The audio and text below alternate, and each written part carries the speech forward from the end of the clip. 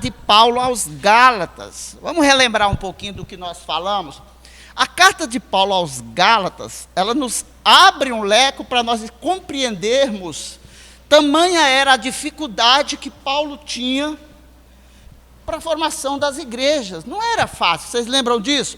E uma coisa que nós temos que entender, a carta aos Gálatas, ela foi escrita por volta do ano 49, depois de Cristo. Então imagina, nós estávamos falando da segunda década. Hoje nós estamos no ano 2000. Você já imaginou? E temos tantas dificuldades com as nossas igrejas hoje. Paulo ali estava na segunda década. E para completar, lembra que nós falamos que chegaram ali alguns falsos irmãos, do qual ele se referia, aqueles falsos profetas, que diziam ser representantes dos apóstolos de Jerusalém. Eles questionavam a ortodoxia de Paulo, eles questionavam ali, eles confundiam aquela igreja, alegando que não, que a salvação não era daquela forma, que você tinha que fazer algo, que você tinha que merecer, enfim. Nós vimos ali no início da carta aos Gálatas que Paulo tinha uma grande dificuldade, o que não vai ser diferente nas demais. Nós já estudamos aqui o livro de Atos dos Apóstolos, e nós podemos lembrar disso facilmente, quão grande era a perseguição à igreja, e principalmente a pessoa de Paulo. Paulo foi questionado muito por causa do seu comportamento anterior à sua conversão. Ele teve muita dificuldade para adquirir confiança daquele povo.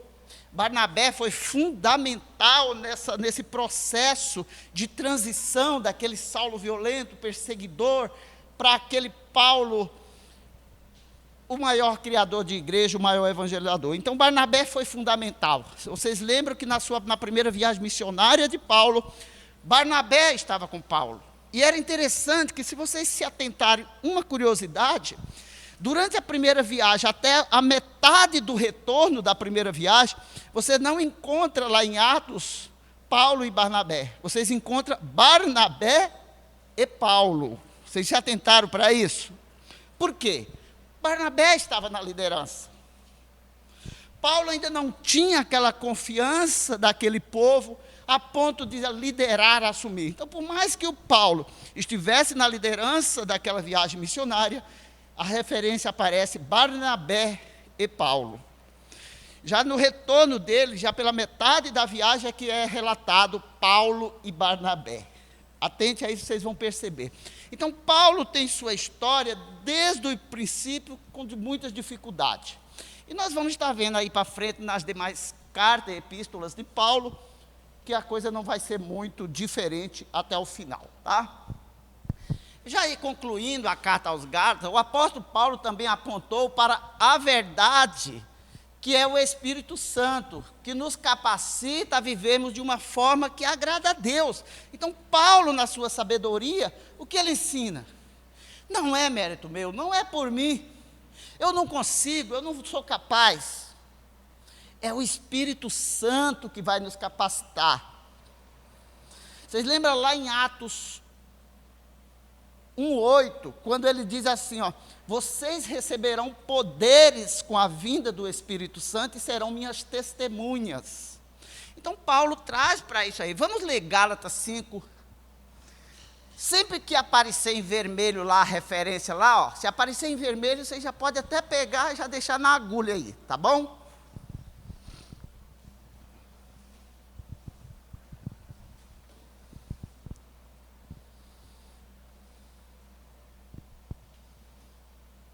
E se não aparecer em vermelho, nós não vamos ler aqui no momento, mas eu peço que vocês anotem e em casa vocês estejam lendo. Quem pode ler, por favor? Quero dizer a vocês o seguinte: deixem que o Espírito de Deus dirija a vida de vocês e não obedeça aos desejos naturais da natureza humana. Porque o que a nossa natureza humana quer é contra o que o Espírito quer. E o que o Espírito quer é contra o que a natureza humana quer. Os dois são inimigos, e por isso vocês não podem fazer o que vocês querem. Porém, se é o Espírito de Deus que guia vocês, então vocês estão debaixo da lei. As coisas são conhecidas. Elas são a imoralidade sexual, a impureza, as ações indecentes, a adoração a ídolos, a feitiçarias, as inimizades, as brigas, as ciumeiras, os acessos de raiva, a ambição egoísta, a desunião, as divisões, as invejas, as bebedeiras, as falas e as outras coisas parecidas com esta. Repito o que já disse. Os que fazem essas coisas não receberão o reino de Deus. Mas o Espírito de Deus produz o amor, a alegria, a paz, a paciência, a delicadeza, a bondade e a fidelidade, a humildade e o domínio próprio. E contra essas coisas não existe lei. As pessoas que pertencem a Cristo Jesus, crucificaram a natureza humana delas, junto com as paixões e os desejos dessa natureza. Que o Espírito de Deus que nos deu a vida, controle também a nossa vida. Olha aí. Olha, Paulo deixa bem claro o que o Paulo está trazendo aos Gálatas ali. Que se você quer ser um homem segundo a vontade de Deus, se você quer agradar a Deus, você precisa deixar que o Espírito Santo trabalhe em você. É mais uma ponta, ele aponta para mais uma referência de que não é meu sacrifício, de que não é minha bondade, de que não é porque eu fiz isso ou por eu fiz aquilo, eu sou circuncidado ou não. Paulo deixa bem claro aos Gálatas que se você quer ser um homem do Senhor, você tem que permitir que o Espírito Santo lhe capacite, lhe torne esse homem. E não é diferente para nós hoje, tá bom?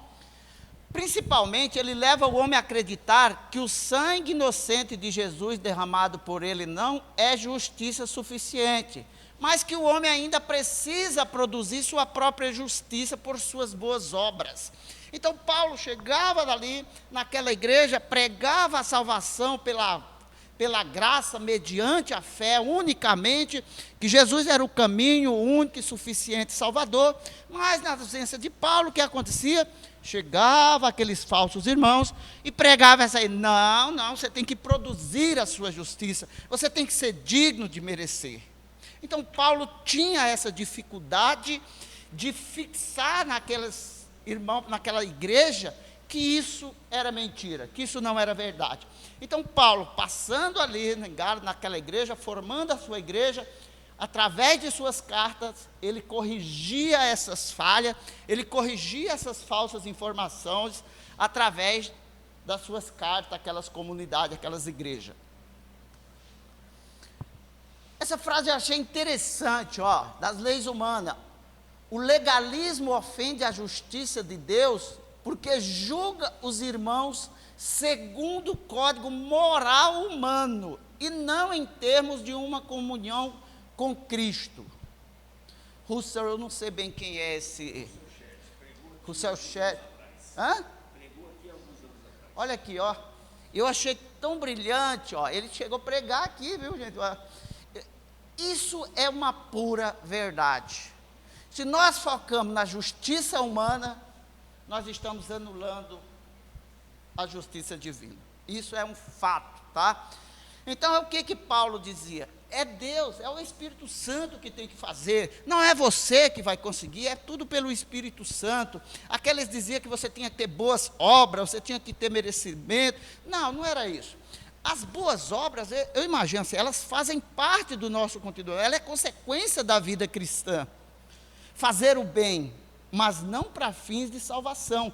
E às vezes, gente, fazer o bem é algo tão bom, tão prático. Essa semana eu vivi uma experiência, eu vou até testemunhar para vocês, que eu achei interessante.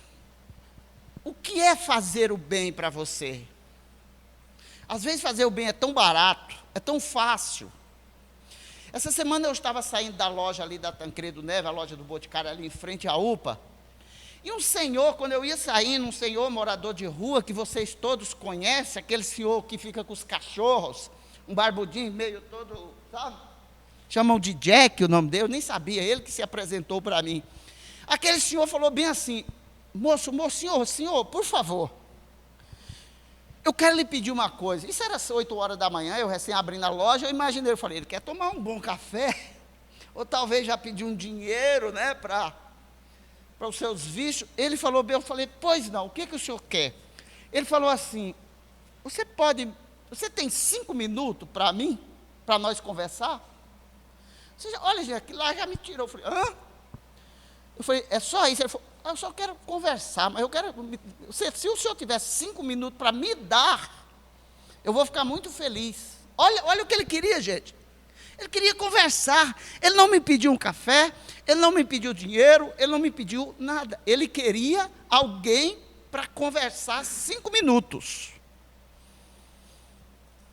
Você viu onde que está a nossa ação do cristão? É fácil. Eu falei, claro, não, vamos conversar, por favor. E olha, interessante, ele conversou, ele queria desabafar, ele estava precisando. E eu falei de Jesus para ele, diante daquela vida. Ele falou bem assim, não, conheço Deus demais. Jesus, o Salvador, eu conheço. Eu falei, você conhece, mas e você tem falado com ele? Ele falou assim, eu falo e Deus fala comigo. Só que eu estou meio chateado com Deus. Eu falei, hã? Eu falei, mas por que você está chateado com Deus?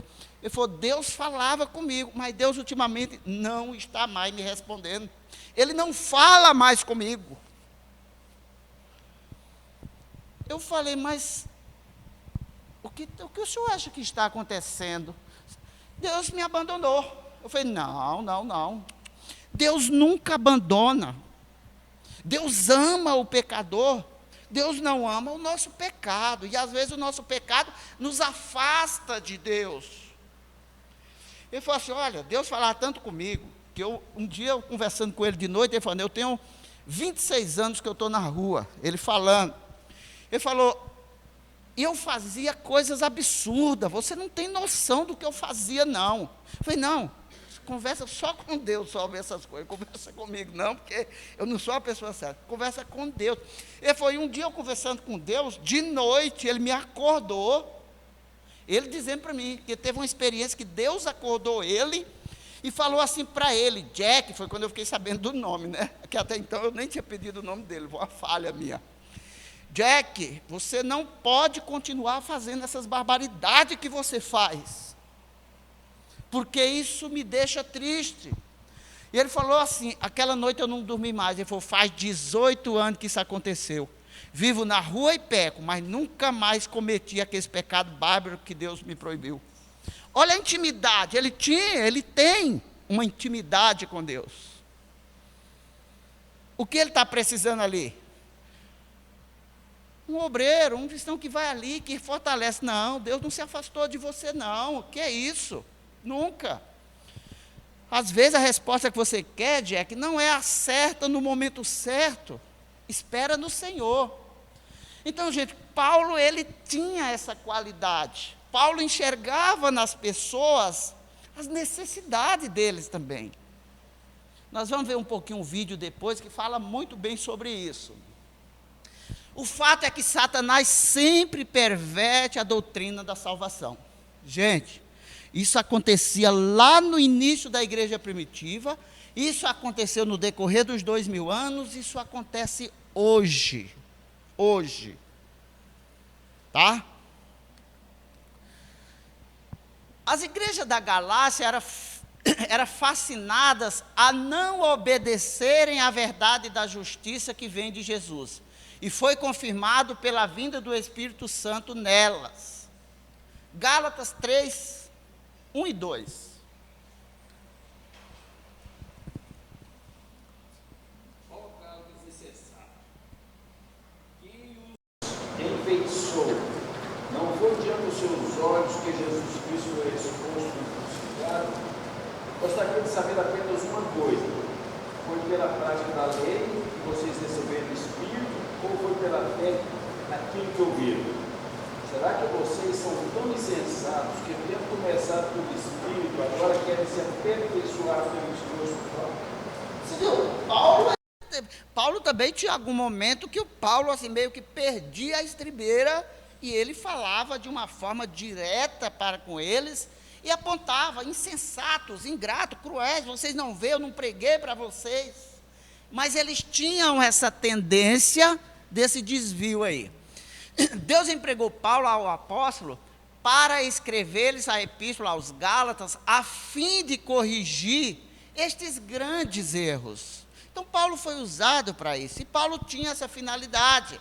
Paulo havia passado naquela igreja, Paulo tinha fundado a igreja, Paulo tinha pregado essa salvação, mas eles haviam sido corrompidos. Aqueles falsos profetas chegaram lá, questionando Paulo, questionando a salvação pregada, mas Paulo, através da sua carta, ele corrige esses erros que estava tendo uma interferência muito grande na caminhada daquelas comunidades. Ali havia pessoas que tinham a liberdade que há na justiça que vem de Jesus, mas voltaram à escravidão que vem da lei. Então aquelas pessoas, eles sabiam, eles haviam recebido essa justiça de Deus, a graça, mas eles tinham retrocedido, né? Eles tinham voltado à escravidão que vem da lei. E a carta aos Gálatas, ela foi escrita para lidar com esses problemas. Então, o principal problema que Paulo lida com aquela igreja através da sua carta é exatamente essa contradição, esse retrocesso que a igreja sofria naquele momento, em virtude da interferência desses falsos profetas que chegaram ali pelas costas do Paulo. Se você morresse hoje, você sabe para onde você iria? Para o céu, agarrado nela, tá certo, não deixa não. Gente, isso é uma pergunta interessante. Eu tenho que ter a minha convicção, e eu só tenho essa convicção pela fé. Eu estou cheio da graça. Satanás não tem poder sobre a minha vida, sobre a minha salvação, porque eu sou salvo no meu Senhor, único e suficiente Salvador. Então, se Ele é único e suficiente, não há mais nada que possa ser feito. Essa é a convicção do cristão salvo. Então, diante de qualquer questionamento, em qualquer situação, isso tem que estar na ponta da língua. Tá bom?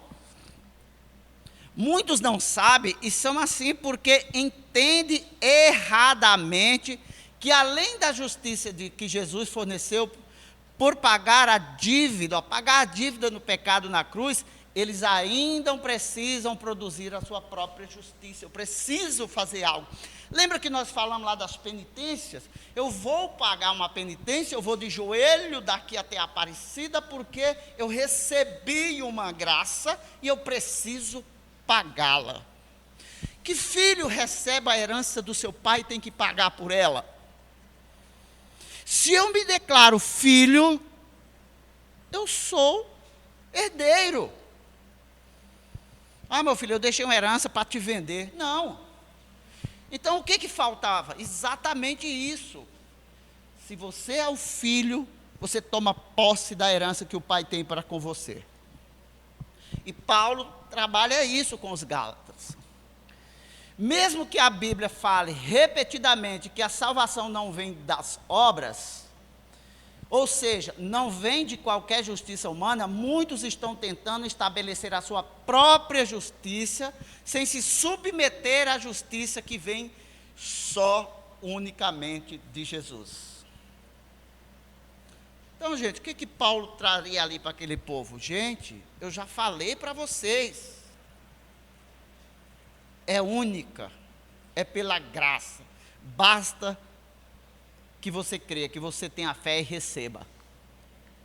A carta aos Gálatas lida com este erro, e queremos muito que vocês compreendam bem a justiça e a graça de Deus através do sangue de Jesus para a sua salvação. Isso aqui é o que nós queremos, gente. É por isso que nós estamos aqui com vocês, refletindo, estudando essas epístolas, estudando os livros. Por quê? É isso que nós queremos, tá? Nós queremos e queremos muito que vocês compreendam bem essa questão. Que não venha um falso profeta depois e diga, não, aquele professor está doido. Não, gente, não sou eu que estou falando. Não sou eu que estou falando isso para vocês. Eu estou sendo apenas usado. O Senhor está dizendo para você, não seja hipócrita. Lembra lá? Hipócritas. Vocês viram, eu falei para vocês, por que vocês estão ouvindo outra salvação diferente dessa? Pois não há. Então é isso que a gente quer que vocês também, com esse curso, adquiram essa maturidade espiritual. Ah, professor, mas eu sei, eu creio, sim, mas amadureça. Entendeu? Amadureça. O fruto ele tem que estar maduro para você poder colher e usufruir daquele fruto. Amadureça esse posicionamento, tá? Vamos falar um pouquinho de Paulo. Isso aí é o que a carta de Gálatas traz para nós. Como nós vamos ter os trabalhos apresentados, os grupos vão trazer da forma deles, através de slides, explicações, e nós vamos poder amadurecer mais, aprender muito mais com os grupos, tá bom? Mas vamos conhecer um pouquinho desse Paulo que eu estou falando tanto. Olha, eu tentei definir Paulo, e é curioso uma definição. Olha, irado e perseguidor, caloroso e compassivo. Gente, falar de uma mesma pessoa com essas duas características chega a ser bizarro, viu? Mas é isso que a gente vê em Paulo, é exatamente isso. Paulo ao extremo. Se nós formos analisar a história, a vida de Paulo, ele vivia em dois extremos. E nós vamos estar vendo. Um perseguidor implacável, um inimigo de Cristo, um inimigo da igreja, perseguia, prendia, torturava, matava. Paulo diz, eu autorizava, ele executava. Paulo, ele estava diretamente relacionado à morte de Estevão. Paulo estava lá assistindo tudo. Aí você olha para frente e você vê o quê? O maior evangelista, o maior teólogo, o maior missionário, o maior plantador de igreja, o mais zeloso pela sua igreja, pela igreja do Senhor, a que eles fundavam. Então nós podemos conhecer Paulo de dois extremos. O que ele fazia muito bem feito. Esse é o Paulo que nós estamos falando. Paulo não se decidiu por Cristo, gente. Cristo se decidiu por ele. Paulo escolheu? Não, Paulo foi escolhido. Foi Cristo que perseguiu ele. E se vocês lerem lá, depois lê isso aqui lá em Atos, que nós falamos sobre isso lá na matéria de Atos. Lembra quando ele estava a caminho de Damasco, ele teve um encontro, vocês lembram? Mas eu sugiro que vocês leiam isso novamente, tá bom? Enquanto Paulo caçava os cristãos para prendê-los, Cristo caçava para salvá-lo. Paulo foi um escolhido, de fato foi escolhido, viu? Foi preciso jogá-lo ao chão, torná-lo cego para que se rendesse. Quando nós falamos de Paulo ao seu extremo, vocês imaginam que não ia ser muito fácil convencê-lo através de algum argumento. Eu imagino Jesus, Paulo, ei, dá um tempo aí, cara, como o menino lá, me dá 5 minutos aí do seu tempo hoje para mim. E eu sei que ele não iria conseguir, porque Paulo, ele defendia ali a sua religião, a forma dele, ao extremo. Então o que foi preciso? Jogá-lo ao chão, torná-lo cego, e dessa forma assim conseguir. Foi Jesus que se manifestou a Paulo. Não foi Paulo que se manifestou a Jesus, eu quero a tua graça, eu quero a tua salvação. Não, foi o contrário. Jesus pegou ele, como diz assim, pegou pelo laço mesmo, laçou, derrubou, amarrou e converteu. Tudo no Paulo era assim, era no extremo. Paulo foi convertido por Cristo. E qual o resultado dessa conversão? No que virou isso? Eu pontuei algumas coisas aqui para a gente estar vendo. De agente da morte a pregador da vida. Aquele que era o maior perseguidor, aquele que matava, torturava e matava, de repente, olha lá, ó, um maior pregador da vida. Outro, de devastador da igreja a plantador de igreja. Era como se ele dissesse: eu tenho que corrigir, eu tenho que reconstruir essas igrejas porque eu as destruí. Então Paulo trabalha ao extremo, ele devasta, ele derrota, ele acaba. Em outro momento, olha o Paulo plantando as igrejas, como nós estamos vendo na nossa matéria. 3, de cartas para prender e matar, a escritor de carta para abençoar e salvar. Você imaginou isso, gente? Paulo pedia carta, pedia autorização, mandava carta, prenda, mata, e de repente Paulo está fazendo o quê? Olha a carta aos Gálatas, que nós acabamos de estudar ela. Paulo sai de um extremo de prender, cartas para prender e matar, a cartas para abençoar e salvar. De perseguidor a pregador em Damasco. Você lembra lá em Damasco, lá na estrada? Paulo sofre aquela perseguição danada lá, implacada aos cristãos, e ele é surpreendido. Seminário com o Espírito Santo na Arábia. Sabe, olha aqui, ó, gente, 3 anos. Olha que interessante, vocês lembram quando Paulo se converteu, o que ele fez? Ele saiu ali, foi lá para a Arábia, ele permaneceu por 3 anos. Eu imagino que naquele período de 3 anos, ele estivesse fazendo um seminário, estudando. Porque ele havia recém-convertido, sido convertido. Ele não estudou, ele não conheceu, ele foi pego pelo laço e convertido. Então Paulo tira um período de 3 anos, que antecede lá o início da sua viagem, da sua primeira viagem missionária, e eu imagino que ele fez meio que um seminário, ele estudou, ele se aprofundou, porque quando ele iniciou, ele tinha pleno conhecimento, ele era convicto, ele sabia o que ele estava falando. Vai a Jerusalém, não é acolhido. O Paulo não era acolhido. Agora imagina, gente, o carrasco perseguidor que é, de repente chega, solta uma espada e chega com a Bíblia no outro dia. Tinha que você olhar com 2 olhos para ele. E Paulo teve essa rejeição lá.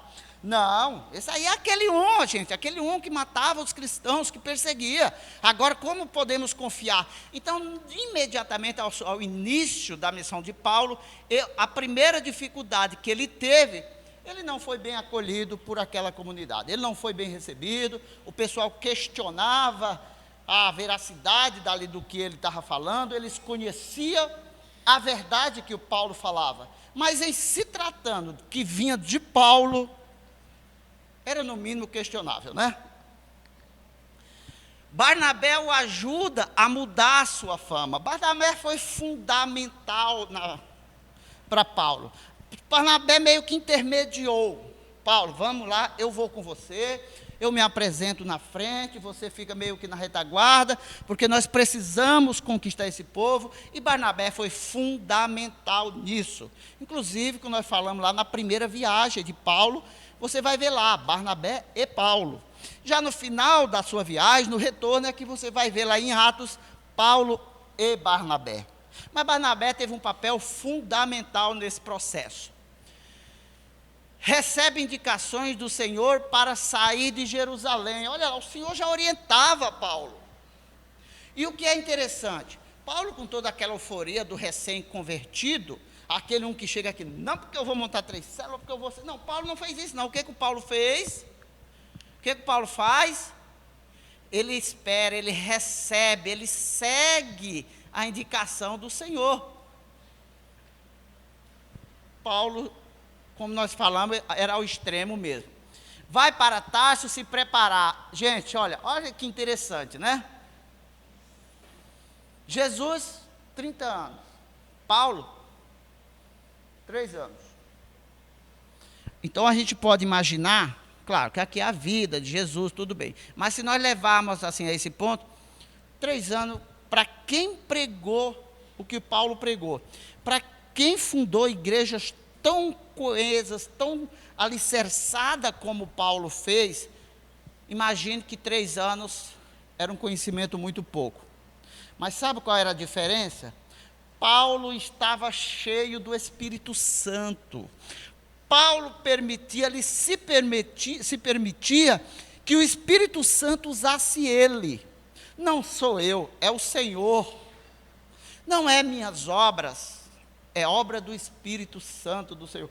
Você entendeu onde era que estava a genuidade, a diferença? É que Paulo não usa o eu. Paulo se permite ser usado pelo Espírito Santo. Se torna o maior missionário de todos os tempos. Pronto. Esse é Paulo. Ele se converte nas proximidades de Damasco, é conduzido para Damasco. Depois da visita de Ananias, ele restaura suas formas e sua visão. Nós vimos, não me aprofundei muito aqui, porque nós já estudamos isso em Atos dos Apóstolos. Paulo parte então para a região da Arábia. Hoje, gente, é a Turquia, viu? Ali Paulo viveu em reclusão por aproximadamente 3 anos. Foi o período de aprendizado dele. A vida do apóstolo Paulo. Vamos conhecer um pouquinho sobre a história de Paulo? Nós estamos falando tanto dele, né? Paulo nasceu no ano 5 depois de Cristo, em Tarso. Inclusive, isso aqui, era um dos questionamentos que os falsos profetas usavam contra Paulo. Gente, nós somos, ele chegava se apresentando como representante dos apóstolos de Jerusalém, porque ele dizia, Paulo não, Paulo nem conheceu Jesus, Paulo não é digno, Paulo não tem esse conhecimento, e eles usavam isso aqui contra Paulo. Do ano 20 ao 26, Paulo estuda em Jerusalém. Paulo, como vocês sabem, ele estudou muito. Eu imagino que Paulo era de uma inteligência brilhante. Se você for ver o aprendizado, a cultura, o conhecimento do Paulo é grandíssimo, tá? Então, imagino que ele era muito inteligente. Dos 26 aos 32, ele estuda em Tarso. Né? A sua conversão se deu na estrada de Damasco, tá? Aí entre os anos 33 e 36, tá? Aos 45 e 47, ali depois de Cristo, é a primeira viagem missionária de Paulo, está lá em Atos 13, 14. No ano 49 ao ano 51, Paulo faz sua segunda viagem missionária. Observe, gente, que ele não parava muito não, né? Nós estamos falando de proximidades, tá? E olha aqui que logo em seguida, Paulo já retoma sua segunda viagem missionária. No ano 51 ao 56, Paulo realiza a sua terceira viagem missionária. No ano 56, aprisionamento em Jerusalém. Você lembra? Paulo é preso em Jerusalém. Paulo é levado para Cesareia. Depois, Paulo não quer ser julgado ali. Eles ameaçam de levar Paulo de volta para Jerusalém. E o povo lá queria pôr o couro dele para curtir na cachaça mesmo. Queriam acabar com ele. E Paulo apela. Paulo era um cidadão romano, ele tinha adquirido a cidadania romana, e eles tinham o direito, o cidadão romano, de escolher ser julgado pelo imperador em Roma. E Paulo, diante dessa situação, apela e ele é atendido, tá? Paulo na prisão em Cesareia, 56 a 58, Paulo amarga 2 anos ali, para depois ser levado para Roma. No ano 59, Paulo viaja a Roma. Vocês lembram daquela viagem tumultuada? Houve um naufrágio, uma série de obstáculos foi enfrentado, e Paulo resiste a tudo isso. No ano 59 ao 61, confinamento de Paulo em Roma. Paulo fica 2 anos preso. Vocês lembram disso, que ele ficou preso, que ele alugou uma casa, ali ele escrevia suas cartas, ele evangelizava, recebia visita, mas ele estava na condição de detento, tá? No ano 64, execução em Roma. O que acontece? O imperador Nero, ele faz lá, para incriminar Paulo de todas as formas. Paulo foi libertado.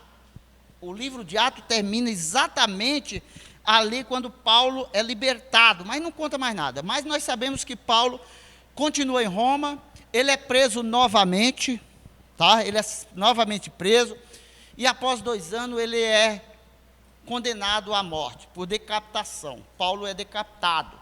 O que o imperador fez? Ele tinha que incriminar Paulo, ele tinha que justificar aquela pena de morte. Nero, o imperador, coloca fogo em grande parte de Roma, preserva ali 2 bairros onde morava Paulo, os cristãos, com o quê? Com o intuito de atribuir aquele incêndio, aquela queimação a Paulo, aos cristãos, principalmente Paulo. E com isso ele justifica a pena de execução de Paulo.